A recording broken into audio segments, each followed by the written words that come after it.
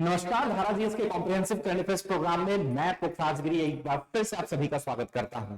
तो छत्तीसगढ़ का जो करंट अफेयर्स है उसका सीरीज का ये जो नेक्स्ट वीडियो है उसको लेकर मैं आ चुका हूं। इस वीडियो के माध्यम से हम लोग क्या करेंगे, तो 16 से लेकर 23 अगस्त 2024 तक के जितने इंपॉर्टेंट करंट अफेयर्स हैं हमारे स्टेट के, प्रीलिम्स और मेंस दोनों के ही पॉइंट ऑफ व्यू से, उनको क्या करेंगे, अच्छे से देख लेंगे, एनालाइज कर लेंगे। तो जैसा कि मैं हमेशा कहता हूं, बिना टाइम को वेस्ट करे क्या करते हैं, शुरू करते हैं। तो जो पहला टॉपिक इस वीडियो का है वो है क्रीड़ा प्रोत्साहन योजना। ध्यान रखेंगे, आज 24 अगस्त को मैं इस वीडियो को बना रहा हूं और एज ऑफ नाउ इस योजना पर कैबिनेट की मंजूरी बाकी है। समझ में आया कि नहीं आया? तो ड्राफ्ट सब रेडी है, बट कैबिनेट की मंजूरी बाकी है। 24 अगस्त की बात कर रहा हूं, हो सकता है कल आ जाए, हो सकता है परसों आ जाए मंजूरी। ठीक है, ध्यान रखेंगे। अब ये जो योजना है ना, क्रीड़ा प्रोत्साहन योजना, किस विभाग के द्वारा संचालित किया जाएगा? तो ये खेल एवं युवा कल्याण विभाग जो है उसके द्वारा क्या किया जाएगा, इसे संचालित किया जाएगा, एग्जीक्यूट किया जाएगा। अब इसके उद्देश्य, ऑब्जेक्टिव क्या है? तो ऐसे खिलाड़ी जो कि राष्ट्रीय या अंतरराष्ट्रीय स्तर की प्रतियोगिता पर क्या करते हैं, भागीदारी करते हैं, छत्तीसगढ़ के ऐसे खिलाड़ी, उनको उनके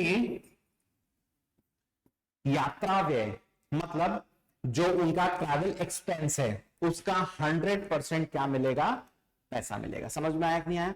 तो नेशनल इंटरनेशनल इवेंट्स पे छत्तीसगढ़ के जो खिलाड़ी भाग लेंगे तो उनका जो यात्रा व्यय है, ट्रैवल एक्सपेंडिचर है, वो 100% कौन बियर करेगी? State government. कौन सी योजना के अनुसार? क्रीड़ा प्रोत्साहन योजना के अनुसार। इसके अलावा जो उनके स्पोर्ट्स इक्विपमेंट्स हैं, खेल उपकरण हैं, उनके लिए उनको प्रोत्साहन राशि भी दी जाएगी। तो उपकरणों के लिए पैसा दिया जाएगा, आने जाने का भी पूरा पैसा कवर होगा। इसके अलावा प्रत्येक जिले के साथ साथ सुदूर जो ग्रामीण क्षेत्र हैं, रिमोट में जो रूरल एरियाज हैं, उनमें बेहतर आधारभूत संरचना इसके लिए, खेल के लिए प्रदान की जाएगी। तो जो बेसिक इंफ्रास्ट्रक्चर है अच्छे स्तर का, वो हर डिस्ट्रिक्ट के साथ साथ जो रिमोट एरिया में विलेजेस हैं उनमें भी प्रदान की जाएगी। इसके अलावा क्या उद्देश्य है?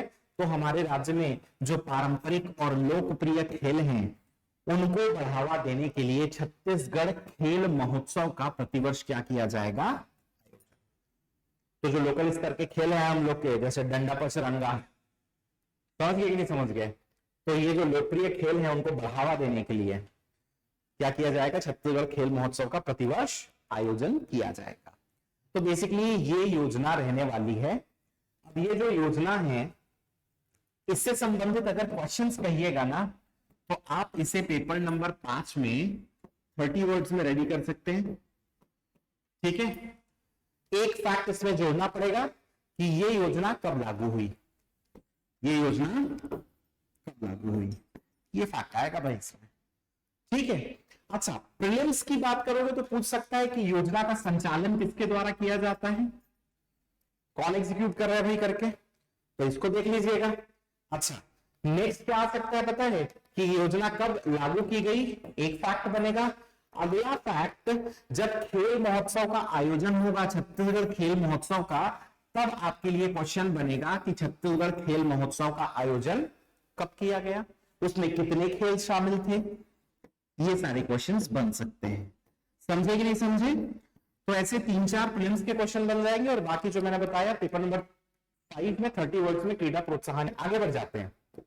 नेक्स्ट देखिए, बस्तर मड़ई। ठीक है, तो बस्तर का जो जिला प्रशासन है ना, उसमें बस्तर के क्षेत्र में पर्यटन को बढ़ावा देने के लिए बस्तर मड़ई ये मुहिम लॉन्च की है। किसने? डिस्ट्रिक्ट एडमिनिस्ट्रेशन बस्तर ने। क्या है नाम? द बस्तर मड़ई। तो अभी तक सामान्य तौर पे क्या होता था कि अगर कोई बस्तर जाएगा तो वो क्या देखेगा? चित्रकूट देख लेगा, तीरथगढ़ देख लेगा, कांगेर वाली नेशनल पार्क देख लेगा। सामान्य तौर पे लोग बस्तर में ऐसी ही बड़ी बड़ी जगहों पर जाकर क्या करते थे? घूम फिर के आ जाते थे। इसके अलावा बस्तर में बहुत सारी चीजें हैं देखने के लिए और उन्हीं सारी चीजों को प्रमोट करना चाहती है सरकार टूरिज्म के पॉइंट ऑफ व्यू से। इसीलिए बस्तर मड़ई जो है ये कंसेप्ट लेकर कौन आया है? डिस्ट्रिक्ट एडमिनिस्ट्रेशन बस्तर जिला। ठीक है, तो 75 दिन तक चलने वाला जो हमारा बस्तर का दशहरा है, इसके दौरान अलग अलग जो पूजा विधान होते हैं, उसके साथ बस्तर में जो प्राकृतिक सौंदर्य है, ऐतिहासिक और पुरातात्विक महत्व के बहुत सारे स्थल हैं, एडवेंचर सहित बहुत सारे सांस्कृतिक स्थल हैं, बहुत सारे लोकेशन है जो कि कल्चरल है, कोई हिस्टोरिकल है, कोई आर्कियोलॉजिकल है, बहुत जगह पर नेचुरल ब्यूटी है। इन सभी से लोगों को क्या कराना, अवगत कराना, यही उद्देश्य है क्या, द बस्तर मड़ई का। तो ये जो बस्तर मड़ई है, इसके माध्यम से बस्तर में जो टूरिज्म है उसको क्या मिलेगा, और ज्यादा बूस्ट मिलेगा। क्लियर है? तो ये बस्तर मड़ई था, इसको आप लोग जान लो। हो सकता है कि ये 30 वर्ड्स में आपको मेंस में दिख जाए, या आप इसे पर्यटन से संबंधित अगर कोई ऐसे आता है, जैसे कि इस बार आया था पर्यटन की संभावनाओं वाले सेक्शन से, तो उसमें आप इसको क्या कर सकेंगे, इस फैक्ट को यूज कर सकेंगे। ठीक है, चलिए नेक्स्ट देखेंगे। ई ऑफिस प्रणाली एक पोर्टल है, मुख्यमंत्री कार्यालय ऑनलाइन पोर्टल, सीएमओ ऑनलाइन और स्वागतम पोर्टल, इन तीनों का इनॉग्रेशन हुआ है। कब हुआ है?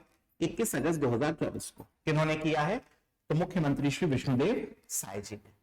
ठीक है, अच्छा उद्देश्य क्या है भाई? तो उद्देश्य है हमारे राज्य में ई गवर्नेंस को क्या करना, बढ़ावा देना, और जितने गवर्नमेंट ऑफिसर्स के कामकाज हैं या जितने शासकीय कामकाज हैं उनमें क्या लाना, ट्रांसपेरेंसी लाना, पारदर्शिता लाना, ये बेसिकली इन पोर्टल्स का काम है। तो ई ऑफिस करके एक पोर्टल है, दूसरा सीएमओ का है, सीएमओ ऑनलाइन, और उसके अलावा तीसरा है स्वागतम पोर्टल। ठीक है, अब थोड़ा थोड़ा तीनों पोर्टल्स के बारे में समझते हैं। सबसे पहले ये जो ई ऑफिस करके जो पोर्टल है ना, इसके माध्यम से सभी ऑफिसर्स में जितने दस्तावेज हैं, डॉक्यूमेंट्स हैं, उनको क्या किया जाएगा, डिजिटलाइज किया जाएगा, उनको स्कैन करके रखा जाएगा। इससे क्या फायदा होगा कि कई बार ऐसा होता था कि डॉक्यूमेंट्स को एक ऑफिस से दूसरा ऑफिस भेजना है तो फिजिकली भेजना पड़ता था, तो समय लग जाता था। कभी डॉक्यूमेंट्स क्या होते थे, गुम जाते थे, कभी हेराफेरी हो जाती थी, डॉक्यूमेंट्स में बदली हो जाती थी, पुराने डॉक्यूमेंट्स सड़ जाते थे, फट जाते थे। इन सभी समस्याओं से क्या हो जाएगा, निवारण, और इसीलिए डॉक्यूमेंट्स का डिजिटलाइजेशन ई ऑफिस में किया गया है। तो ये जो ई ऑफिस है, ये बेसिकली छत्तीसगढ़ के सरकार के सभी विभागों के लिए क्या किया जाएगा, जारी किया जाएगा। इनिशियली नहीं किया गया है, अभी एक ही विभाग में चल रहा है। आप मेरे को कमेंट करके बताना कौन सा विभाग में चल रहा है, बाकी ये लगेगा फिर सब विभाग। ठीक है, चलिए नेक्स्ट अगर अपन देखें तो अगला है स्वागतम पोर्टल। तो इसमें क्या किया जाएगा, मंत्रालय में जो भी विजिटर्स हैं, जो जाना चाहते हैं, प्रवेश करना चाहते हैं, तो उनकी जो जानकारी है ना, उसको इस स्वागतम पोर्टल में क्या किया जाएगा, संधारित किया जाएगा या मेंटेन किया जाएगा।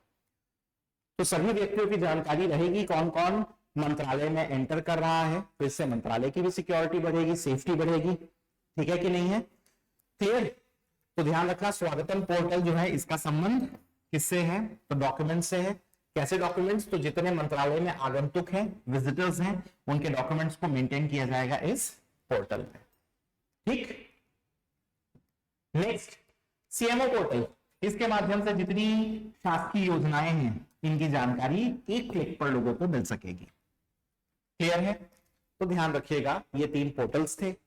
अगर क्वेश्चंस की बात करेंगे ना, तो सबसे पहले आपको एक एमसीक्यू दे देगा, एक उद्देश्य, और बोलेगा यह किस पोर्टल के माध्यम से किया जाता है। किस पोर्टल के माध्यम से एक क्लिक पर सभी विभागों की जानकारी उपलब्ध है। ऑप्शन दिया रहेगा, आपको चूज करना रहेगा। तो ऐसा एमसीक्यू यहां से बन सकता है, इस पोर्टल से भी बन सकता है, इस पोर्टल से भी बन सकता है। इसके अलावा पेपर नंबर 4 में, 5 पेपर नंबर 4 में जो भाग 3 है, पार्ट 3 है, उसमें 30 नंबर में इन तीनों पोर्टल्स को पूछ सकता है, उसको ध्यान रखेंगे। और ई गवर्नेंस से संबंधित अगर कोई ऐसे आता है ना, तो ऐसे में भी आप क्या कर सकते हैं, इस डेटा को यूज कर सकते हैं। ठीक, चलिए तो ये हो गया। अब इसके बाद कुछ विविध छोटे न्यूज को देखते हैं भाई, जो कि डायरेक्टली आपको एमसीक्यू के तौर पर देखे जा सकते हैं। अभी बहुत लाइमलाइट में है कि रायपुर और दुर्ग के बीच में लाइट मेट्रो ट्रेन जो है ये दौड़ेगी, ओवरहेड ट्रैक्स पर चलती है ये ट्रेन। तो इसके लिए रशिया में जो मिनिस्ट्री ऑफ ट्रांसपोर्ट है और रायपुर म्युनिसिपल कॉर्पोरेशन, यहाँ के जो मेयर हैं, उनके बीच में क्या हुआ है, मॉस्को में मेमोरेंडम ऑफ अंडरस्टैंडिंग को साइन किया गया है। ठीक है, तो मॉस्को में अंतरराष्ट्रीय परिवहन शिखर सम्मेलन जो है उसका आयोजन किया गया था और उसी के दौरान MOU जो है इसमें क्या किया गया है, हस्ताक्षर। तो पूछ सकता है भाई लाइट मेट्रो ट्रेन कहां से कहां तक, तो रायपुर से दुर्ग। नेक्स्ट, केंद्रीय सामाजिक न्याय एवं अधिकारिता मंत्री, union minister of social justice and empowerment, नाम है क्या, डॉक्टर वीरेंद्र कुमार। इन्होंने रायपुर में जमीन मिलने पर दिव्यांगजन पार्क जो है इसके निर्माण कराने की क्या है, घोषणा की। तो मुख्यमंत्री साय जी ने तत्काल 5 एकड़ देने की घोषणा कर दी है। तो रायपुर में बनेगा क्या, दिव्यांगजन पार्क।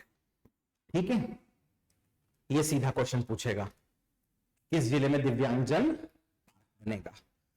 ठीक, चलो, तो दिव्य मेला जिसके बारे में अपन ने देखा था, याद है, DTI ग्राउंड 16 तारीख से शुरू होगा। उसी के शुभ आरंभ के अवसर पर, उसी के इनॉग्रेशन के अवसर पर यह घोषणा जो है वो की गई। नेक्स्ट, स्वतंत्रता दिवस अभी 15 अगस्त को था। उस अवसर पर नई दिल्ली में छत्तीसगढ़ के जशपुर जिले के आयुष्मान आरोग्य मंदिर गांव विकासखंड पत्थल गांव में कार्यरत ANM श्रीमती निगमा लांबा और ग्राम पंडरीपानी ब्लॉक कुनकुरी की मितानिन है श्रीमती अमीशा बाई, इनको विषम परिस्थितियों में भी आम जन तक स्वास्थ्य सुविधाओं को पहुंचाने के लिए सम्मानित किया गया है। तो ये क्वेश्चन सीधा बनेगा, किसको किसको सम्मानित किया गया, स्वास्थ्य सुविधाओं को आम जन तक पहुंचाने के लिए करके। तो आपको ध्यान रखना है, नाम क्या, श्रीमती निगमा लांबा और श्रीमती अमीशा बाई। नेक्स्ट ध्यान रखेंगे, गरियाबंद जिले का ग्राम है क्या, केशोडार। यहां पर प्लास्टिक वेस्ट मैनेजमेंट प्लान जो है इसका क्या किया गया, शुभारंभ। तो ये क्वेश्चन भी डायरेक्टली पूछा जा सकता है कि प्लास्टिक वेस्ट मैनेजमेंट प्लान जो है इसका शुभारंभ कहां किया गया है, तो केशोडार। किस जिले में किया गया है, तो गरियाबंद।